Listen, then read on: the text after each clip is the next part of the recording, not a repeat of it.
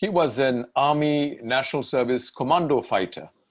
When he was a university student in NUSS, he founded ACRES, ACRES, which stands for Animal Concerns Research and Education Society, an animal welfare charity.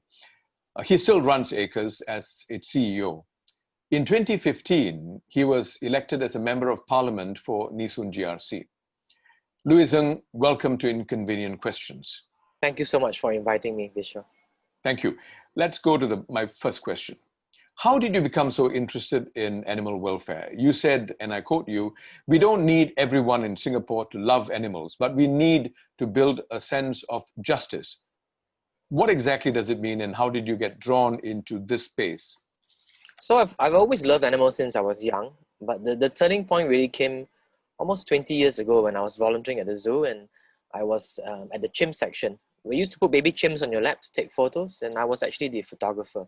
And I got very close to one chimp called Ramba, who was used for photography, but behind the scenes, they were treating her pretty badly. I mean, when she misbehaved, they used to grab her by her head and punch her in the face. And oh no! At one point, she ran to me, she hugged me, and she did this to check whether her lips was bleeding.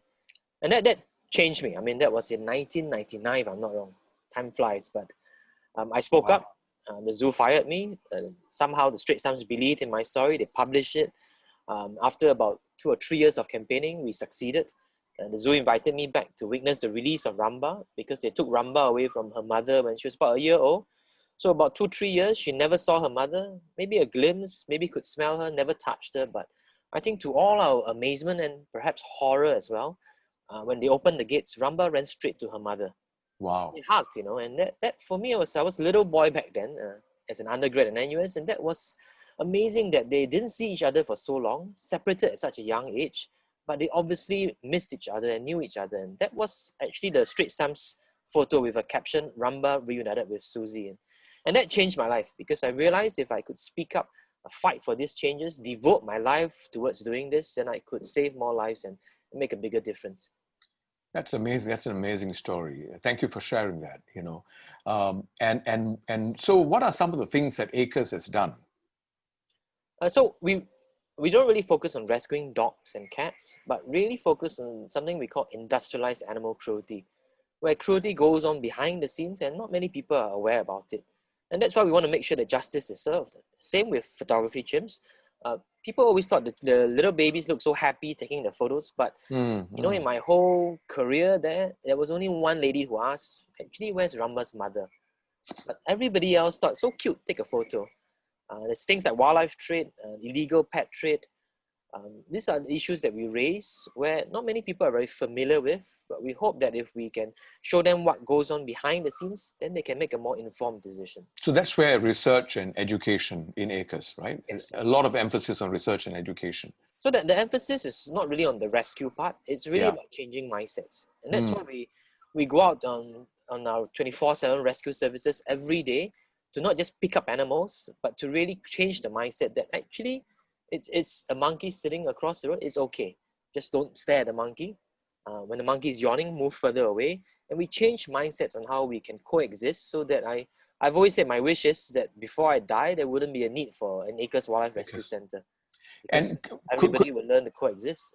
Could you share, for example, something that you'd consider insightful, that most of us wouldn't even think about, that you learned or you sort of found out during your years with ACRES? I mean, throughout my whole career in advocacy, I've always believed, and I hold it true, that once people become aware of the issues, they will start to take action. They will see the other side. And that's what happened with animal welfare. I think when we started almost 20 years ago with ACRES, not many people knew about the issues that we were championing. As such, not many people donated to it as well. Yeah. I think we managed to reach a stage where animal welfare is a social norm now. It is. Whenever there's an injustice, people will speak up, people will write to forum letters. It goes crazy on social media. And I think we've reached this stage because social media has opened up information to everyone. Yes. I think armed with that knowledge, people do want to take action. And also, I think even in Parliament, right, there's greater awareness and greater respect for this kind of this space. Just out of curiosity, I mean, I'm being a bit mischievous here, right? You're a commando, right? Yep. During national service days.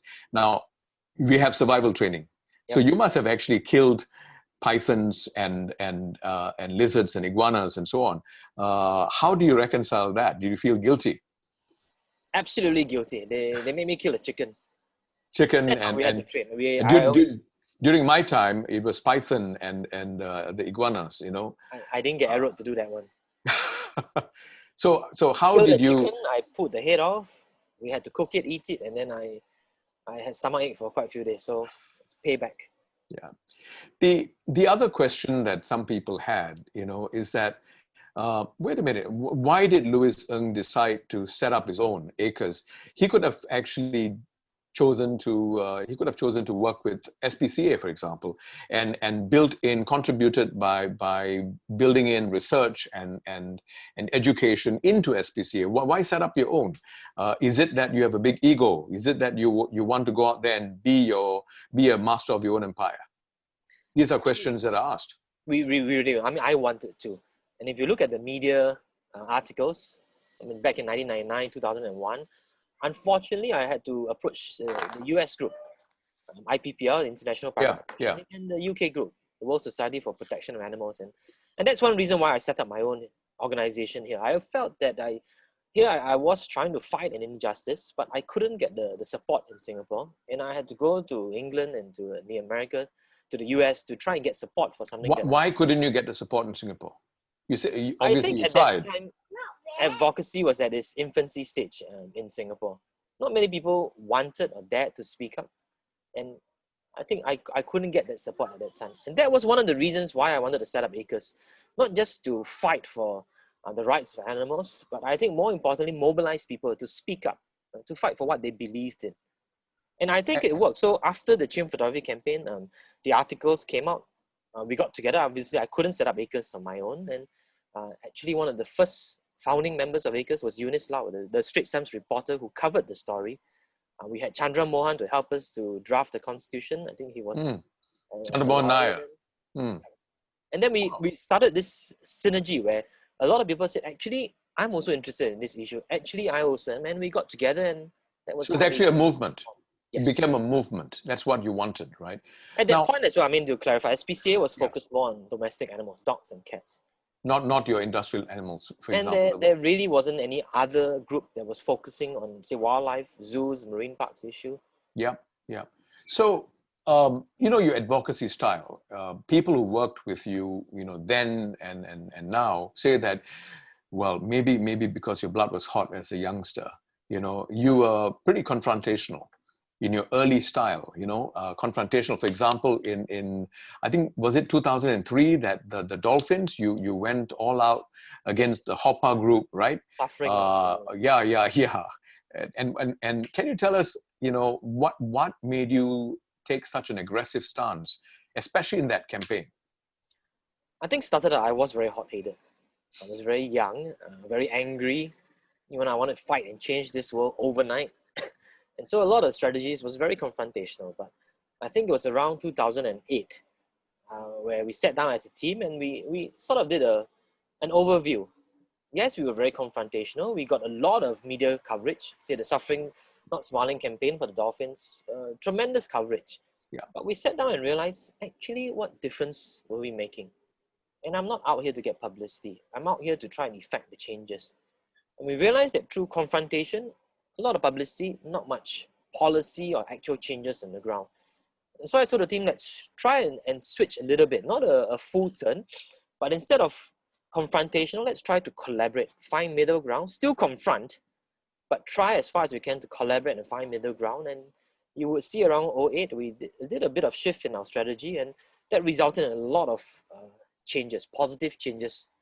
To the work that we did. And would you say that approach works better in a political culture like in Singapore? You know, as opposed to the Greenpeace confrontation. It may work in some countries, in some societies, but in Singapore, maybe that approach works better. You know, the finding common ground kind of approach. Do you think so, from your experience? I think there's room for all kinds of advocacy. But my own experience, I mean, in an Asian context, is that collaboration approach works much better, much faster, and it's more long-lasting to change. Right. And your experience in working with the Singapore TCM committee, is it National TCM Organization Committee, Yep. right? Has proven to be very, very constructive and productive. That the outcome. Could you share with us your experience in working with them, which is a very different style from the Dolphins, right? Yep.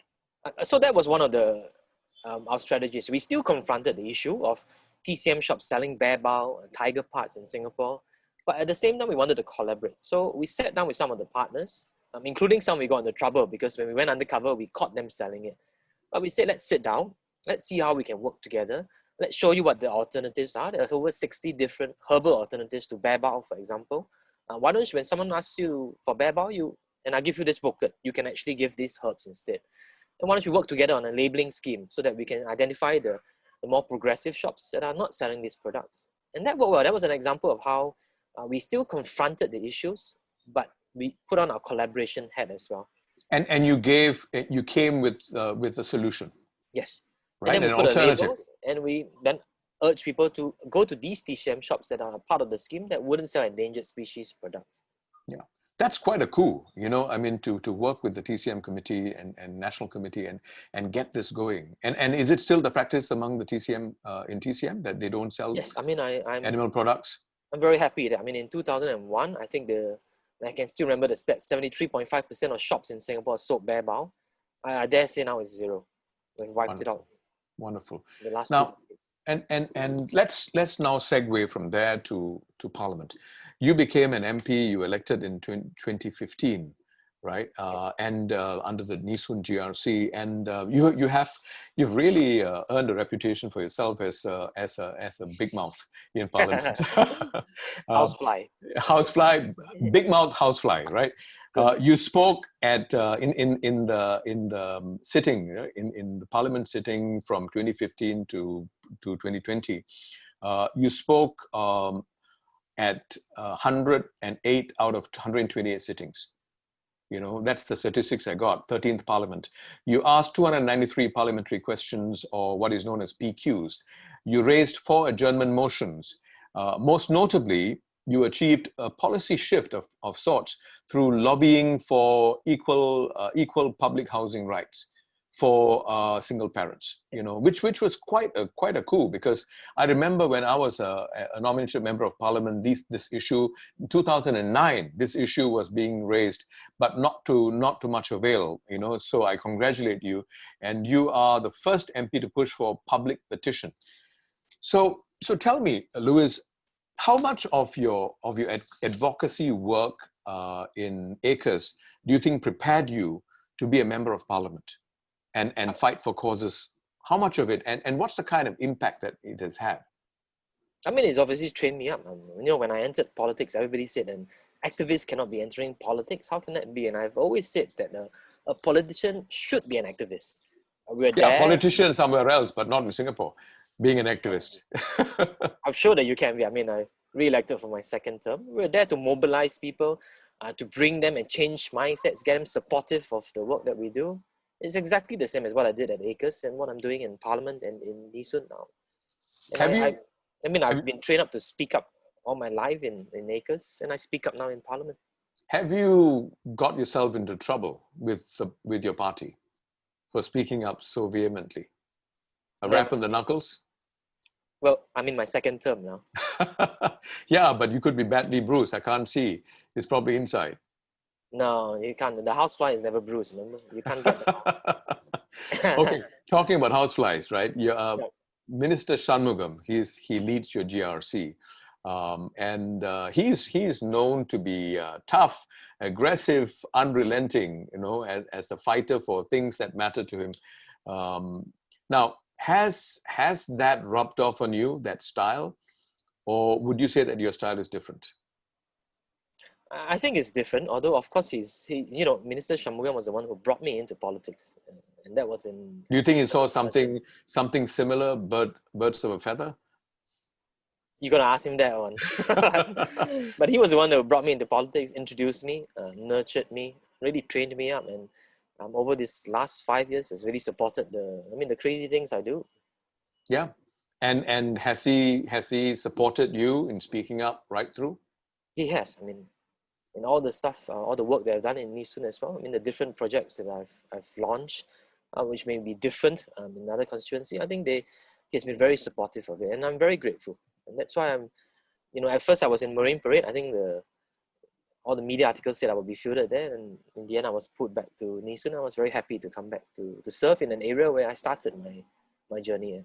Apart from animal rights, Louis, you have championed a few major causes, right? I mean, these are causes that are close to your heart. For example, the whole issue of migrant workers.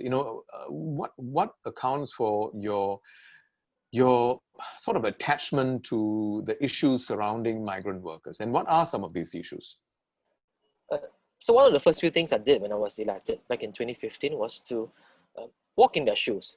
So I did quite a number of different jobs where I got down on the ground and really experienced what the workers were going through. And one of it was the town council cleaner. And I worked with Hanif for a day, and I got to experience what his life was, which was extremely difficult, going and clearing out the rubbish bin, how smelly the bin center is. But at the same time, I saw how happy he was. It's a very strange thing that it's back-breaking work, but he's full of smiles. Residents were stopping to greet him, more than greeting me, to be very honest. He was like the very popular person on the ground. Is he the guy you went with to Bangladesh? Yep. He told me, I think it was last year, 2 years back, and his wife Tanya came to Singapore to visit. They obviously had fun. Because a year later, he told me, yes, a month later, he told me she's pregnant after she went back. Well, at least some foreigners are having some success in procreation. Pretty quickly, within, I wouldn't say how long, but until he told me his son was going to be born, and I thought, okay, why don't I go back with him to Bangladesh, to Dhaka, and to welcome his son into this world. But that plan didn't work because the wife gave birth, Tanya gave birth early, but we were back there. I mean, I got to meet his whole family. I called all the cleaners in Nee Soon East, all their families to join me for lunch in Dhaka, and that, for me, as I shared in Parliament, was really heartwarming but heartbreaking experience. I saw them crying as they at that time was still Skype. They were Skyping their family back home. I met Mazibu's daughter, who's now this year 8 years old, and she has never met her father in her life.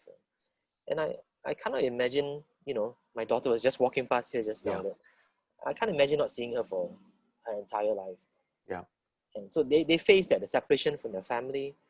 I've been raising in Parliament about their living conditions, about the electronic payment of their salaries, about the work injury compensation. So these are issues I think are important that we raise up for the community who are marginalized. And they need their voice in Parliament as well. So how did the recent treatment of foreign workers, migrant workers in Singapore? I mean, Singapore government has done a very good job upon realization of the plight of the migrant workers. But in the first place, why did it happen? So many of them, having been exposed to COVID. What do you think we can, as a society, do to improve? I'm not talking just about COVID and so on, just at a macro level, at a fundamental level. What do you think as a society we can do better in the way we treat people who are from overseas, who are here to help us? I think that was my maiden speech in Parliament, in this 14th Parliament, that we need to start removing the labels and to see people for just as that, fellow human beings. I used the quote that there is no us or them, only us, one human family connected in ways we sometimes forget. So they remove the labels that they're cleaners, that they're sex workers, that they're women, but to really remove that lens of discrimination. And I think that's why my focus was now on the hardware of this nation. For the migrant workers, the hardware, we're working on it, improving their dorm situation, the software of our policies of electronic payment. But now is how we can be more inclusive to people who build our homes, help clean our workplaces, our playgrounds. So let me ask you this, Louis. There have been calls by different groups recently, especially after the COVID incident, that that there are migrant workers who've been living in Singapore for 15, 20 years. Right? Is it not possible for some of them to be considered for citizenship or PR? Should it be always based on economic considerations? These are people who clearly consider Singapore home. Why wouldn't we consider giving them, these migrant workers, the privilege of becoming citizens? Some of them are actually a lot more committed to Singapore than I would say even PRs that I've met. What are your thoughts about this? So they can if they are on an S pass. But I get your point on why on a work permit they can't. Yes. But if they're on S pass, they can try to apply. Yeah, but why not extend it to work permit? Because regardless of your standing, because we tend to look at people according to socioeconomic strata. Actually, for citizenship, we should look at people according to commitment. You know, and clearly they are adding value to society by doing jobs that Singaporeans don't want to do. You know, so I particularly liked your maiden speech, by the way. You know, I thought it resonated with a lot of Singaporeans. You know, and you were you know, plain speaking in the way you put it across. And I want to say that, you know, the problem in our society, if I may say, you know, and our government to some extent is responsible for this. I think there are just way too many labels. You know, even in schools, you know, normal, you know, academic, normal, technical, and so on. And these labels stick with you for life. You know, similarly, you know, single parents, you know, things like that. You know, these labels actually result in policies that may be discriminatory. What are your thoughts? That's what I've been fighting for. So same with the single parents, the single unwed. So as an example, why do we discriminate that? Because you're a single unwed, there's no housing available for you. There's no rental flat. There's no cash component or baby bonus. There's no parenthood tax rebate. There's no working mother's child relief. And I keep saying that we've removed the label and judge them as a parent. You know, we've been saying that repeatedly now, that they are parents regardless of whether they're married or not, regardless of their marital status. And there is a child involved. And in fact, that's my whole parliament advocacy has been to remove these labels. You know, I delivered a speech on the sex workers as well. That's right. You know, the massage establishment bill, that we keep trying to play this cat and mouse game, trying to arrest them, trying to prosecute them. But actually, and I sat down with the sex workers and you listen to their stories and you realize why they became a sex worker. Right. And that's why in that speech, I'm still amazed by her. I mean, she put her heart and soul into it, left the sex industry, went to do her diploma, and she got straight A's in her first semester. And that's what we can achieve if we start to give people a chance, take away the lens of discrimination, view a Singaporean as a Singaporean. And I think we'll get somewhere and get further in our society. If there's one thing you'd like to see changed in the way Parliament works in Singapore, what would that be? More time for question. More time for PQs? Raise them, yes.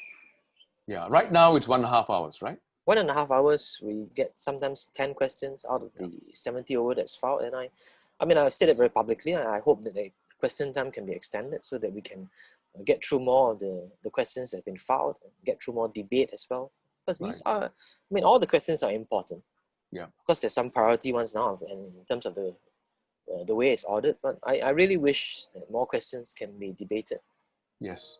Of course, selfishly, more of my questions can be debated. Yes, I'm sure. Actually, I think there are many Singaporeans who would like to hear more of your questions being debated, because you do bring up questions that are pertinent. So that brings me to my final question. We have only about 1.5 minutes left. Now, you know, some people say that you are posturing because you get a lot of media publicity because you raise these issues, and therefore you could be guilty of playing to the gallery or being populist. What's your response to that, Lewis? I think I raise issues that matter. It's not whether it's popular or not, but I've always used this quote, which is, if I have to choose between being liked or being heard, I would choose being heard. And that's my sense. I mean, the issues that I raise, unfortunately, has not been raised in Parliament for most of it. And I want to make sure that I'm there to give everyone a voice in Parliament. And that will, I mean, I always live by that. Thank you, Lewis. Thank you for what you're doing. And here's wishing you more time for PQs in Parliament. So we'd like to hear your voice a lot more. And thank you and all the best, Lewis. Thank you. Same to you.